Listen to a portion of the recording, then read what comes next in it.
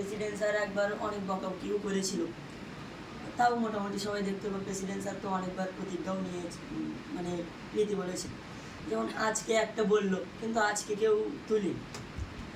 এবার ফোনটা এখনকার আজকে কি বললো?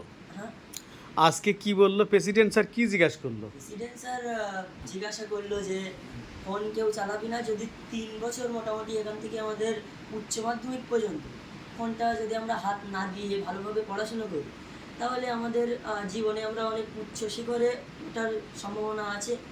আর প্রধান বললো যে 3 বছর মোটামুটি হাত না দেওয়ার পরে বাদ বাকি তারপরে যে 4 বছর, অর্থাৎ এখান থেকে মোট 7 বছর প্রেসিডেন্ট স্যার হিসাব দিলেন। 3 বছর হলে যথেষ্ট, এনাফ আর তোমাদের ক্ষেত্রে। পরে 4 বছর একটু পড়াশোনা করতে, সেটা পরে, তখন এমনি মোবাইল লাগবে।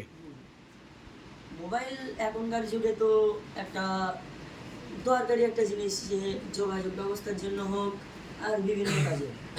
এবার এখন মনে করেন সবাই, আমাদের তো শুধু সচেতন হলে হবে না, আমাদের পাড়ায় যে সকল আমাদের বন্ধু বান্ধব থাকে তাদের কাছে ফোন থাকে, তারা তো সবসময় আমাদের কাছে থাকতে পারবে।